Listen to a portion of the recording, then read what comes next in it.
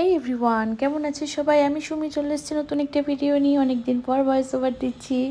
আর অনেকদিন পর voice over দিতে গেলে কী হয়ে যায় না, কথাগুলো না তুতলিয়ে যায়। আর কথা না বললে হয়তো ভাবে আমি তো বউ বাবা কিছু।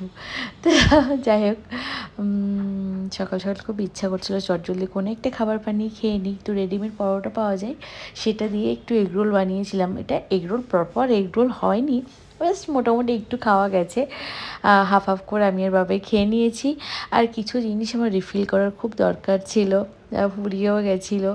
আর খালি কৌটা দেখতে আমার একদম ভালো লাগে না, তো সেগুলো আমি করে নিচ্ছিলাম। শরীরটা একটুও ভালো লাগছিল না, তো অনেকটা মাটন আনা আছে। আর তো বাবাইকে বললাম, বাবাই আমি তোমাকে গুছিয়ে গুছিয়ে দিচ্ছি, তুমি একটু বিরিয়ানিটা বানাও। তো আমাকে গোছাতেও হয়নি, তো পুরো বিরিয়ানিটা বাবাই আর কি বানিয়েছে।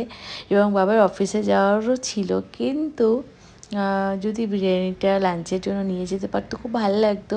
একা একা দুপুরবেলা একটা যে কোনো ভালো খাবার খেতে একটু মন টানে না।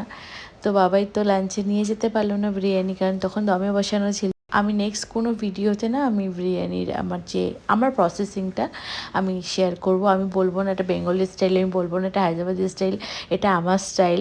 আর আমাকে রান্না যথারীতি শিখিয়েছে আমার হাজব্যান্ড প্রথম দিন থেকে। তো খুব ভালো রান্না করে, আর পারফেক্ট হতে হবে সব কিছু।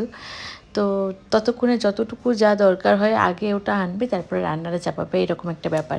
তো আমার যেহেতু রান্নার ওখানে খুব একটা বেশি চাপ ছিল না, আমি নিতে পারছিলাম না চাপ, তো আমি এদিকে ঘরটা গুছিয়ে নিচ্ছিলাম। আর জানো তো, ঘর গোছানোর জন্য খুব দামি দামি ফুল বা দামি দামি ফ্লাওয়ার ভাস এগুলো লাগবে, এরকম কোনো কিছুই নেই। তোমার কাছে যতটুকু যা আছে সেটুকু দিয়ে তুমি যদি তোমার ঘরের কোনো একটা কর্নার একটু ভালো করো না, দেখবে তোমার নিজেরই ভালো লাগবে।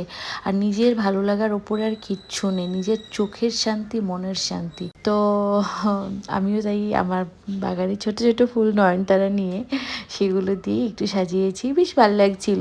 আর বিরিয়ানিটা কি বলবো, অপূর্ব খেতে হয়েছে। আবারও একটা কথা না বললেই নয়, একা খাওয়ার কোনো আনন্দ নেই, কোনো মজা নেই, আমার তো একদমই ভালো লাগে না। আর জানো তো, ব্যাঙ্গালোরের ওয়েদারে না নজর লেগে গেছে। আগে বিখ্যাত ছিল ওয়েদারের কারণে, এখন কুখ্যাত হয়ে গেছে গরম আর রোদের তেজের কারণে। বৃষ্টির বিন্দুমাত্র দেখায়নি, কত মাস পর যে বৃষ্টি হচ্ছে লিটারেলি মনে নেই। তো ভীষণ ভালো লাগছে। আজকের ভিডিওটা এই পর্যন্ত, দেখা হবে নেক্সট কোনো ভালো ভিডিওতে। সুমির সঙ্গে দেখো, টাটা।